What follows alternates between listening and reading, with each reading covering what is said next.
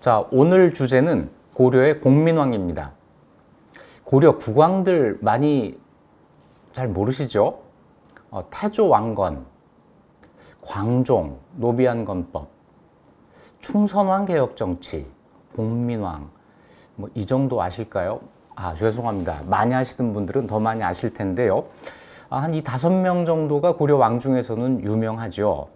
그런데 공민왕을 선택한 이유가 꼭 2년 전입니다. 2년 전 그 추석 때 아주 유명한 콘서트를 했는데 그 노래하는 중에 갑자기 우리나라 역사에서 뭐 국왕이나 대통령 가운데 자기 목숨 바쳐서 백성 또는 국민 위해서 무슨 일 한 사람이 있느냐고 이렇게 일가를 했어요. 그랬더니 막 그 관객들이 호응을 하더라고요.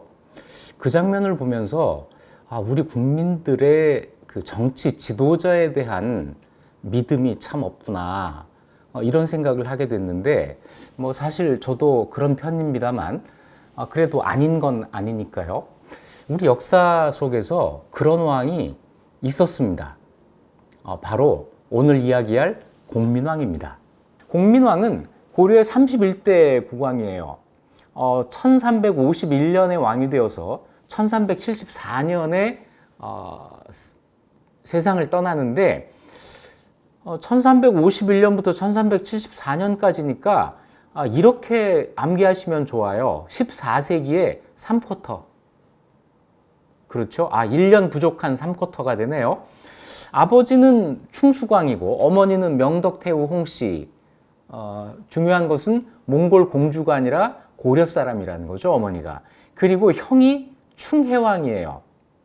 자, 충혜왕, 또 그 충모광, 충정왕, 공민왕 이 이야기 언제 한번 모아서 할 기회가 있을 테니까요. 좀 뒤로 미루기로 하고, 이름은 기, 그래서 왕기라고 불리고 나중에 전이라고 개명을 해서 왕전이라고도 불립니다. 몽골 이름도 있어요. 이 원간섭기의 고려 국왕들은 전부 몽골 이름이 있습니다. 몽골에 가서도 그 생활을 하고 활동을 했기 때문에 거기에서 쓰는 이름을 갖게 되는데, 공민왕의 경우는 바얀테무르라고 하는 몽골 이름을 가지고 있습니다. 즉위하기 전에 이력을 간단하게 살펴보겠습니다. 공민왕의 일생에서 이 즉위하기 전 10년, 22살에 즉위하는데 10대 10년이 굉장히 중요해요. 자, 출생했을 때 왕자로 태어납니다. 둘째 왕자로 태어나는데 그때 강릉대군이라고 하는 이름을 받아요. 강릉대군으로 살다가 12살이 되었을 때 몽골에 들어가서 수귀를 하게 됩니다. 이 수귀에 대해서는 잠시 뒤에 다시 설명하기로 하고요. 이렇게 하는 사람을 몽골말로 투르카기라고 했어요. 투르카기 되어서 몽골에 들어가서 거기서 이제 생활을 하게 되는데 3년 뒤에 형이 죽습니다. 현지 왕위에 있던 형이 죽으면서 조카가 어렸거든요. 8살이 장조카라서 너무 어리지 않나? 그렇다면 이 동생이 왕이 되면 어떨까 하는 논의가 있었어요. 동생이 바로 공민왕입니다. 그래서 이때 형을 이어서 왕이 될 수 있을지도 모른다는 희망을 가졌는데 안 됐어요. 조카가 왕이 됩니다. 그런데 이 조카가 충모광이에요. 곧 세상을 떠나요. 어린 나이에 세상을 떠납니다. 그때 충혜왕의 둘째 아들이 11살이었어요. 좀 너무 또 어리지 않나? 해가지고 많은 사람들이 지금 몽골에서 수교하고 있는 왕의 동생, 옛 왕의 동생, 죽은 왕의 삼촌이죠. 이 공민왕을 고려국왕으로 책봉해달라고 하는 요청을 하는데 안 받아들여집니다. 그래서 다시 또 어린 조카, 11살짜리 조카가 왕위에 오르는데 그때 이 충정왕의 나이가 11살이에요. 다시 얘기해서 공민왕은 그냥 자기는 가만히 있는데 왕들이 자꾸 죽으면서 유력한 왕위 계승자라고 하는 이런 기회가 자기한테 왔다가 그냥 가고 이걸 2번이나 겪게 되는 거예요. 아마 글쎄 뭐랄까, 자기가 한다고 안 했지만 굉장히 좀 서운하지 않았겠어요? 내가 왕이 될지도 모르겠네, 고려로 돌아갈 수도 있겠네, 이런 생각을 했는데 내가 그런 소설 있지 않나요? 자는 사이에 막 사람들이 도둑도 다녀가고 뭐 이렇게 해가면서 자기 운명이 막 바뀔 뻔했는데 아무 일도 일어나지 않는 그런 일이 이 10대에 10년 동안 있어요. 그리고 20살이 되던 해에 몽골에서 노국공주와 결혼을 합니다. 사실은 공민왕보다 우리들에게 더 알려져 있는 사람은 그 부인이 노국공주 아닌가 싶어요. 사이가 굉장히 좋았다고 소문난 노국공주와의 결혼이 20살 때였고, 그로부터 2년 뒤에 드디어 고려 국왕에 즉위합니다. 앞서서 즉위했던 조카가 뭐 세상을 떠나거나 그런 게 아닌데, 그때 몽골에서 갑자기 충정왕을 퇴위시키고 바얀템으로 고려 국왕에 책봉을 해버려요. 이런 일이 어떻게 해서 가능했느냐고요? 이게 원의 정치적인 간섭을 받는 동안에 가능한 일이었고, 이런 일이 몇 번이 있었습니다. 자, 그것에 대해서도 뒤에 따로 이야기하기로 하고, 오늘은 그랬구나 외우고 넘어가도록 하죠. 투르칵, 이걸 인질이라고도 하고 또는 수귀라고도 해요. 인질은 고려를 견제하기 위해서 몽골 황실이 고려 왕자를 인질로 잡아두었다, 이런 의미를 갖는 거죠. 그래서 고려의 왕의 아들, 왕자나 왕의 동생, 왕제가 몽골에 들어가서 인질로 붙잡혀 있는 거다, 이렇게 생각을 하게 되는 거고, 몽골 쪽에서는 이걸 인질이 아니고 수귀하는 거라고 설명을 해요. 수귀라는 건 뭐냐면 자면서 지킨다. 뭘 자면서 지키죠? 대칸을. 몽골의 대칸을 자면서 지킨다 하는 거예요. 이거는 뭐랄까 친위부대, 이런 의미가 있는 거죠. 실제로 몽골에서는 황제와 숙식을 같이 하는 친위부대가 굉장히 발달해 있었는데, 그 친위부대 조직을 캐식이라고 불렀습니다. 캐식은 맨 처음 징기스칸이 몽골 부족을 통일하고 제국을 만들 때 각 부족의 실력자, 천호라고 불리는 사람들인데, 이 천호의 아들들로 구성을 한 대칸의 친위부대예요. 이때는 인질의 의미도 함께 가지고 있었을 겁니다. 그런데 몽골 제국이 점차 안정을 찾아가면서 인질의 의미는 사라져요. 그것보다는 대칸과 숙식을 같이 하면서, 거의 생활을 같이 하면서 대칸과 정치에 대한 생각을 공유하는 집단을 키워내는 거죠. 그리고 이 캐식 집단이 이제 또 전문화가 되어가지고 하는 일에 따라서 무기를 들고 수귀하는 사람을 코르치, 또 주변에 있으면서 언제나 뭔가 쓸 준비를 하고 있다가 명령을 하면은 그걸 쓰는 사람, 서기라고 할까요? 이걸 비칙치, 다 이 붉을 적자로 끝나요. 이 적자를 몽골 말로 읽을 때 치라고 읽는 거고, 이게 우리말에 남아가지고 지금 장사치, 이렇게 지금 남아있는 거죠. 자, 어쨌거나 이렇게 아주 전문화된 대칸의 측근 기구, 이게 수귀예요. 다시 얘기해서 고려의 왕의 아들, 왕의 동생이 몽골에 들어가서 이 캐식에 들어가서 대칸과 생활을 같이 하면서 그 대칸의 정치에 대한 생각을 공유하게 되는 거죠. 그러고 있다가 고국에서 아버지가 세상을 떠나면 돌아와서 국왕이 되는, 자, 이런 제도가 이제 만들어지는 겁니다. 공민왕도 12살에 몽골에 들어가서 아주 불쌍한 인질로 살았던 게 아니고요. 몽골의 대칸과 같이 생활하는, 수귀하는, 뭐 이러면서 아마 몽골에 대한 정보를 굉장히 정확하게 파악을 할 수 있었을 거예요. 자, 이게 아는 것이 힘이다. 이 정보가 공민왕의 힘이 되죠. 나중에 그렇게 됩니다. 이제 공민왕의 활동이죠. 한번 살펴보겠습니다. 10년 동안 몽골에서 수귀를 했다.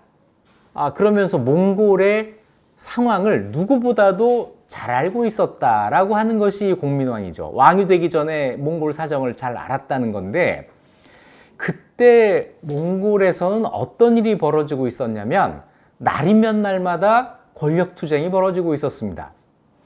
몽골은 그 넓은 땅을 차지한 거에 비해서는 단명한 왕조예요. 한 100년, 150년 정도 유지가 됐는데, 정치가 늘 혼란했습니다.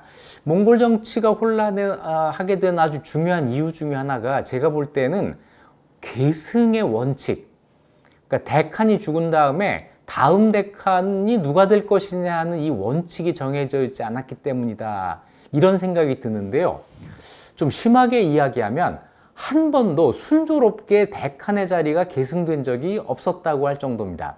쿠빌라이 칸이 상당히 오랫동안 대칸 위에 있다가 죽은 다음, 그게 1294년이거든요. 이때부터 마지막 대칸인 토곤 테무르가 즉위하는 게 1333년인데 이 39년 동안 대칸에 오른 사람이 8명이에요. 평균 재위 기간이 5년 정도가 되는데 뭐 짧다고 할 수는 없지만은 그 대칸 자리가 계승되는 그 과정이 순조롭지가 않습니다. 정변, 또 뭐 암살, 뭐 이런 얘기들이 이때 막 나오는 거예요. 정치가 혼란했다. 자, 그러는 가운데 기황후가 등장해요. 이 기황후는 토곤 테무르 칸의 제2황후였어요. 그런데 어떻게 보면 몽골 제국 역사상 정치에 가장 깊숙이 관여한 황후가 바로 이 기황후입니다. 유일한 고려인 황후이기도 하고 가장 깊숙이 정치에 관여한 황후이기도 하고, 기황후 주변에 주로 누가 있냐면 환관들, 궁녀들, 이렇게 시작을 해가지고 점차 뒤에는 몽골의 고관 대작들이 기황후 주변으로 줄을 서요. 그래서 자정원이라고 하는 기황후의 그 기관이 있었는데 그 이름을 따서 자정원당이라고 하는 하나의 정치 세력이 만들어질 정도였습니다. 당연히 고려에 관한 일은 기황후가 아마 독점을 했을 거예요. 따라서 나중에 공민왕이 조카를 밀어내고 고려왕에 책봉될 때에도 기황후가 아마 힘을 썼을 겁니다. 한 가지, 기황후가 황후 자리에 있으면서 계속 한 일이 뭐냐면 남편 보고, 그러니까 토곤 테무르 칸이죠. 이 토곤 테무르한테 이제 그만하고 아들한테 좀 물려주라는 이 얘기를 계속해요. 그 아들이 누구냐면 바로 기황후가 낳은 아유실이다라고 하는 황태자였어요. 그러니까 남편 밀어내고 아들을 그 대칸 자리에 올리기 위해서 아주 많은 노력을 한 여인. 이 토곤 테무르가 굉장히 억울해해요. 내가 아직 젊고, 젊다는 표현을 어떻게 하냐면 내가 아직 치아가 튼튼하다. 재밌는 말이죠. 자, 결국에는 뭐 양위가 실현되지는 않지만 기황후가 얼마나 그 권력을 탐하고 있었는지 이걸 이제 알 수가 있어요. 자, 중앙에서는 권력 다툼이 한창이었고 지방에서는 어떤 일이 벌어지고 있느냐면 한족 농민군들의 봉기가, 다시 얘기해서 밀란이 전국에서 일어나고 있었습니다. 이때 운이 좀 없기도 해요. 자연재해가 계속 일어납니다.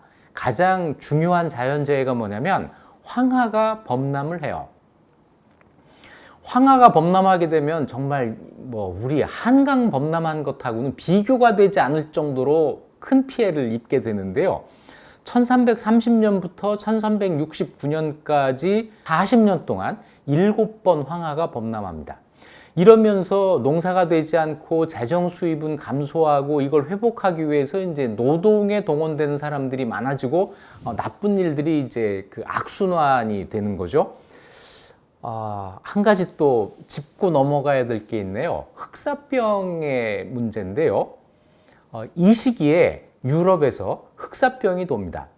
그래서 굉장히 많은 그 사람이 죽고 인구가 주는데 유럽에서 유행한 흑사병의 발원지가 중국이었다라고 하는 이런 생각을 유럽 쪽에서는 하는 것 같아요. 지금도 그렇게 생각하는 사람들이 많은 것 같은데 글쎄 이것은 확인된 사실은 아닙니다. 흑사병이 어디에서 시작되었는지 하는 것은 확인된 사실은 아니다. 그래서 이 몽골 제국 때문에 흑사병이 더 널리 확산되었다고는 할 수 있지만, 왜냐하면 몽골 제국 때문에 국경이 낮아지고 교통이 굉장히 빨라지거든요. 하지만 이거는 절대로 나쁜 일이 아니죠. 흑사병 같은 것도 아마 이것 때문에 동서 교류가 활발해지면서 더 빨리 전염되었을 수는 있지만은 그것이 어디에서 시작되었는가 하는 것은 불확실하다라는 겁니다. 어쨌거나 이 당시에 몽골 제국의 인구도 줄어든 것은 사실이에요. 자, 이런 어려움 속에서 농민들이 더 이상 못 참겠다 해가지고 반란을 일으킵니다. 백년교라고 하는 그 종교가 만들어지고, 홍건군, 홍색, 그러니까 빨간색 두건을 둘렀다 해가지고 홍건이죠. 우리나라에서는 고려를 침략했기 때문에 홍건적이라고 부르는데, 그들 스스로는 자기들을 홍건적이라고 하진 않았을 테니까 홍건군이라고 불러요. 장사성, 주원장 이런 사람들이 홍건군 출신이죠. 한족 농민들의 반란, 이것이 막 전국에서 일어나고 있었고, 주로 양쯔강이남, 강남 지방에서부터 세력이 커지는 일이 있었는데, 공민왕이